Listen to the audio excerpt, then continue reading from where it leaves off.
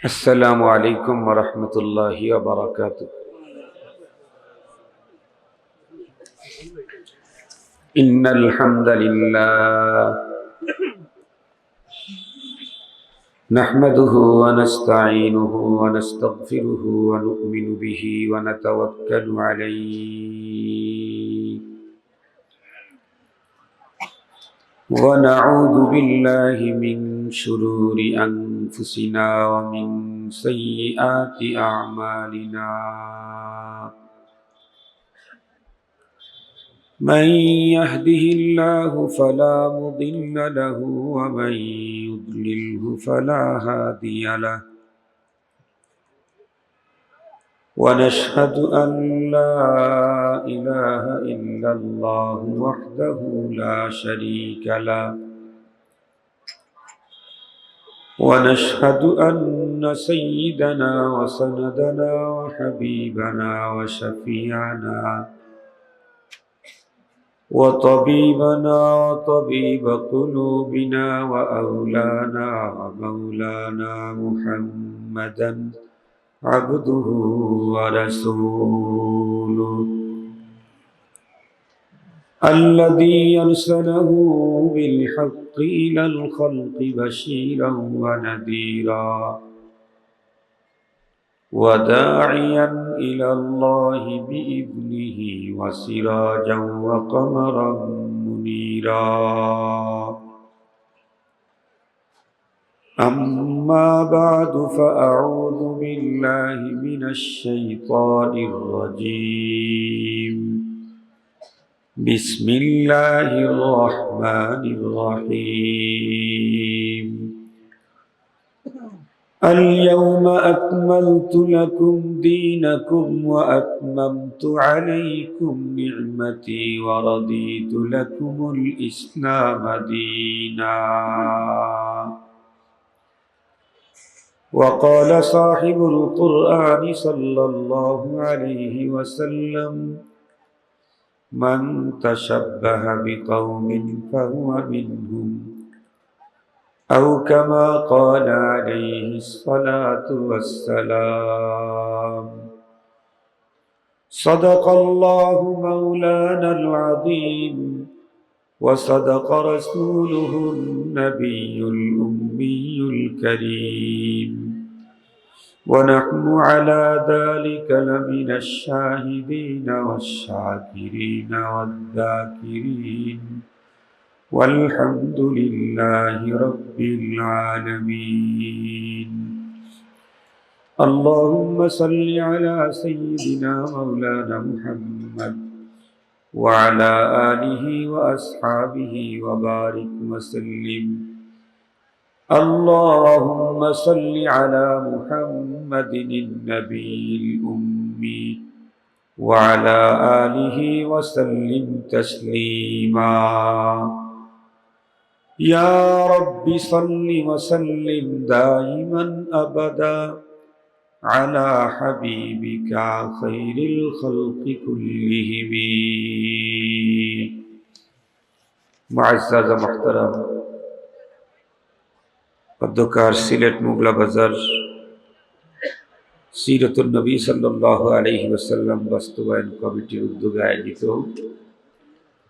সালানা সিরাতুন নবী সাল্লাল্লাহু আলাইহি ওয়াসাল্লাম সম্মেলনের সদরে ইজলাস জনাব সদর সম্মানিত সভাপতি মুআজ্জাজ হযরত বুজুর্গ উলামায়ে কেরাম, বিভিন্ন দ্বীনি মাদারিস থেকে আগত আজিজ তালাবা, বিভিন্ন অঞ্চল থেকে সমাগত সম্মানিত সুধী, সর্বপ্রথম মহান আল্লাহ পাকের দরবারে আলিশান লাখো কোটি শুকর যে রব্বুল ইজ্জত অত্যন্ত দয়া করে মায়া করে ভালোবেসে আমাদের হায়াতকে দীর্ঘায়িত করে আজকের এই মুহূর্ত পর্যন্ত সুস্থ সবল রেখে দুনিয়ার নানা ব্যস্ততাকে পিছনে ফেলে রেখে দ্বীনের নিসবতে কোরআনে পাকের মুহাব্বতে মহানবী সাল্লাল্লাহু আলাইহি ওয়াসাল্লামের মুহাব্বত ও ভালোবাসায়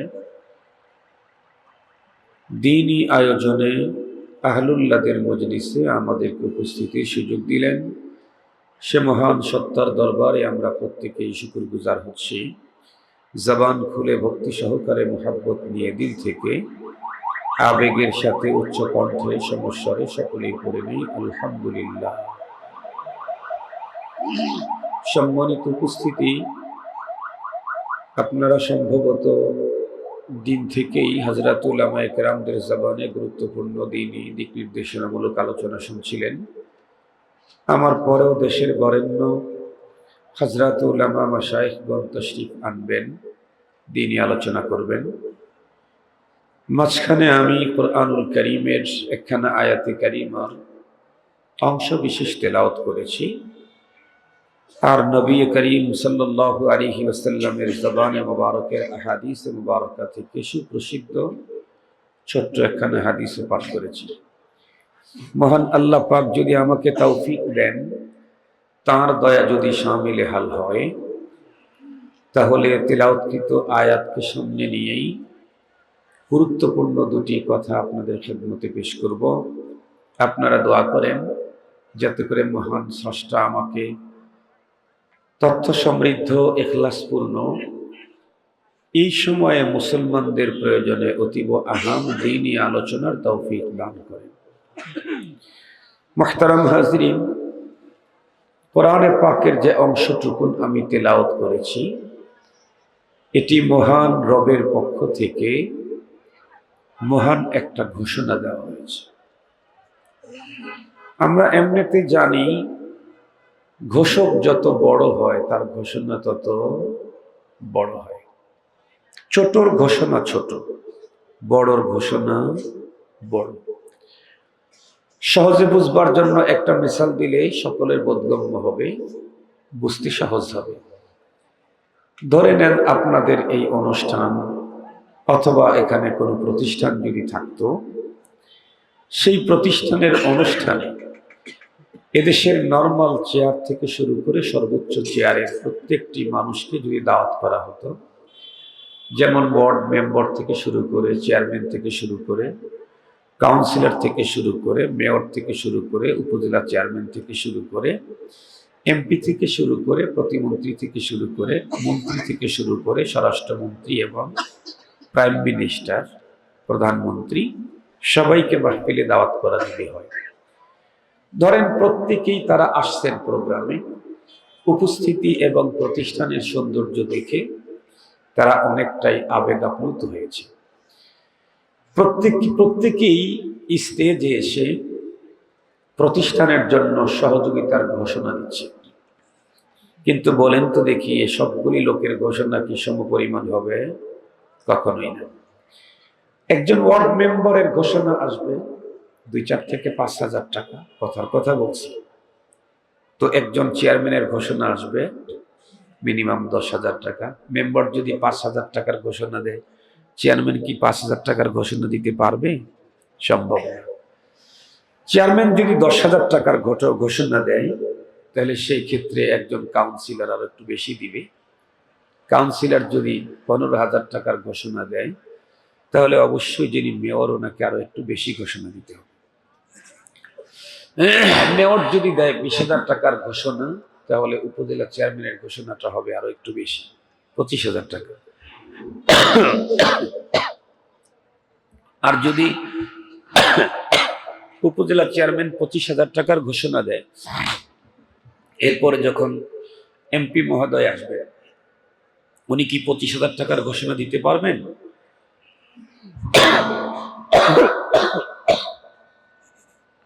25,000 টাকার ঘোষণা দিলে এমপির মর্যাদা থাকবে না। কমপক্ষে 30 থেকে 40,000 টাকার ঘোষণা দিতে হবে। এমপি যদি 30-40,000 টাকার ঘোষণা দেন, সেই ক্ষেত্রে পরবর্তীতে একজন প্রতিমন্ত্রী দাঁড়িয়ে উনি কি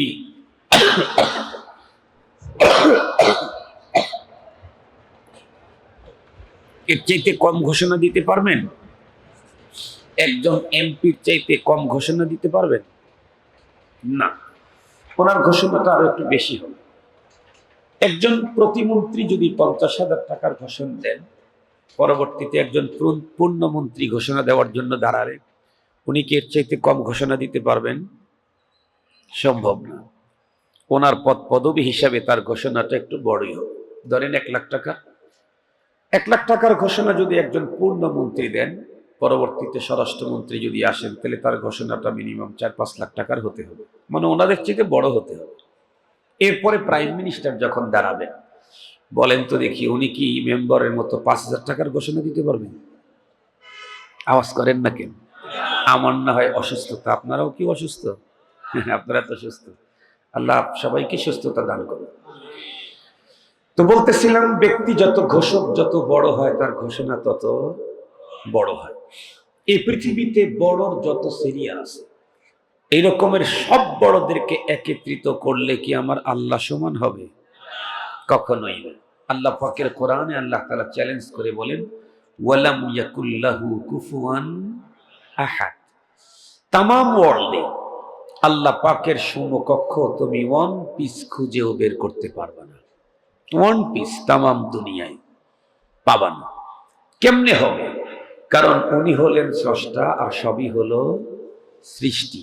সৃষ্টি আর স্রষ্টা কখনো সমান হইতে পারেই না। আমার রব যেহেতু সবচাইতে বড়, আল্লাহু আকবার, আল্লাহ সবচাইতে বড়, সঙ্গত কারণে তার ঘোষণা হবে সবচাইতে বড়। কোরআনে পাকে আল্লাহ পাকের যত ঘোষণা আছে সবগুলাই বড়, এর মধ্যেও আবার কতগুলি বড়র মধ্যে আরো বড়। আল্লাহ পাকের কোরআন আল্লাহ বলেন, ফাদ্দালনা বা'দাহুম আলা বা'দ। ঘোষণা সবই আল্লাহ, এর মধ্যেও কোনোটার চাইতে কোনোটা আরো বড়। যেমন সহজে বুঝবার জন্য একটা মিসাল দিলেই বুঝবেন, এই পৃথিবীতে যত নবী রাসূল আল্লাহ পাক পাঠিয়েছিলেন সবগুলি কার চয়েস? কার চয়েস? মুনতাখাব মিনাল্লাহ। কোন উম্মত, কোন কান্ট্রি, কোন এরিয়ার কোন মানুষের চয়েসে পৃথিবীর কোন একজন নবী নিযুক্ত করা হয়নি। সমস্ত নবীগণ আল্লাহর চয়েস। সমস্ত নবীগণ আল্লাহর চয়েস হলেও এর মধ্যে একজনের চাইতে আর একজনের মর্যাদা উঁচু আছে না নাই? তার মধ্যে সর্বশ্রেষ্ঠ মর্যাদা, উচ্চ আসীনে সমাসীন আমাদের নবী, শ্রেষ্ঠ নবী, সর্বশেষ নবী জনাবে মুহাম্মদুর রাসূলুল্লাহ সাল্লাল্লাহু আলাইহি ওয়াসাল্লাম। ঠিক তদ্রূপ কোরআনে পাকে যত ঘোষণা আল্লাহর আছে সবগুলি বড়, কিন্তু এখন যে ঘোষণাটা আমি তিলাওয়াত করেছি এটা বড়র মধ্যে সবচেয়ে বড়। কেমন? এই আয়াতে কারিমাতে আল্লাহ তাআলা তার একটা মিশনকে পরিপূর্ণ করার ঘোষণা দিয়েছেন। সেই মিশনটা কি? যেই মিশনটা উনি শুরু করেছিলেন আদম আলাইহিস সালাম থেকে শুরু করে, যেই মিশনটা দিয়ে পৃথিবীতে লক্ষাধিক নবী এবং রাসূল পাঠিয়েছেন, সেটি হলো আল্লাহর জমিনে আল্লাহর দ্বীন প্রতিষ্ঠা করা আর জমিনের মানুষদেরকে দ্বীনদার বানানো। দ্বীনের মিশন নিয়ে পৃথিবীর সমস্ত নবী এবং রাসূলগণকে আল্লাহ পাঠিয়েছেন। তো এই মিশনটা আল্লাহ পাকের 1 বছরের না, 10 বছরের না, 100 বছরের না, 1000 বছরের না, হাজার হাজার বছর ধরে যে মিশনটা আল্লাহ তাআলা চালিয়ে নিয়ে আসছেন, সেই মিশনটাকে এই আয়াতে কারিমাতে পরিপূর্ণ হওয়ার ঘোষণা দিলেন। আল্লাহু আকবার বলতে পারেন কি? কত বড় মিশন, কত বড় ঘোষণা! ঘোষণাটা যে দিলেন, যেই মুহূর্তে দিয়েছেন সেই মুহূর্তটাও অনেক গুরুত্বপূর্ণ। যেই জায়গাতে ঘোষণা আল্লাহ পাক নাজিল করছেন সেই জায়গাটাও গুরুত্বপূর্ণ। যেই অবস্থাতে নাজিল করেছেন সেই অবস্থাটাও গুরুত্বপূর্ণ। যেই সময়টাতে দিয়েছেন সেই সমস্ত সময়টাও গুরুত্বপূর্ণ। যেই সিচুয়েশনে আল্লাহ পাকে ঘোষণা পাঠিয়েছেন সেই সিচুয়েশনটাও গুরুত্বপূর্ণ। ঘোষণাটা কি এটা আগে শুনি। আল্লাহ পাক বলেন, আল-ইয়াউম আকমালতু লাকুম দীনাকুম। আজকের এই দিনে আমি তোমাদের জন্য তোমাদের দ্বীনকে পরিপূর্ণ করে দিলাম। মুহতারাম হাজিরিন, এই কথাটুকু শোনার পরে কারো মনে প্রশ্ন আসতে পারে, হুজুর, তো আল্লাহ পাক আজকে মহানবী সাল্লাল্লাহু আলাইহি ওয়াসাল্লামের উপরে কোরআনে পাকের এই আয়াত নাজিল করে আল্লাহ বললেন, আজকের এই দিনে তোমাদের জন্য দ্বীনকে পরিপূর্ণ করলাম। তাহলে আজ আদম তা ঈসা যত নবী রাসূলগণ পৃথিবীতে এসেছিলেন, ওই সমস্ত নবী এবং রাসূলগণকেও তো আল্লাহ তাআলা দ্বীন দিয়েই পাঠিয়েছেন। তাহলে তাদের দিন, তাদের শরীয়ত কি অপূর্ণ ছিল? এমন প্রশ্ন যদি করা হয় তাহলে উত্তর দিতে হবে কোন নবী রাসূলগণের দিন শরীয়ত অপূর্ণ ছিল না। সমস্ত নবী এবং রাসূলগণের দিন ছিল পূর্ণ, কামেল। নাকিস দিন, নাকিস শরীয়ত পৃথিবীর কোন নবী রাসূলকেই আল্লাহ পাক দেন নাই। সকলের দিন ছিল কামেল, শরীয়ত ছিল কামেল।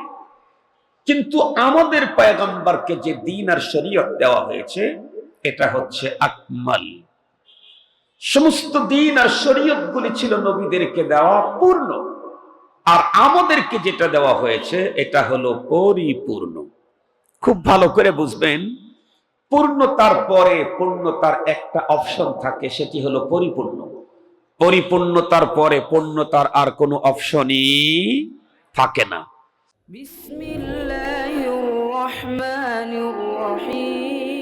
কোরআন হাদিসের আলোকে সত্যের সন্ধান। মাহফিল টিভি, সিলেট।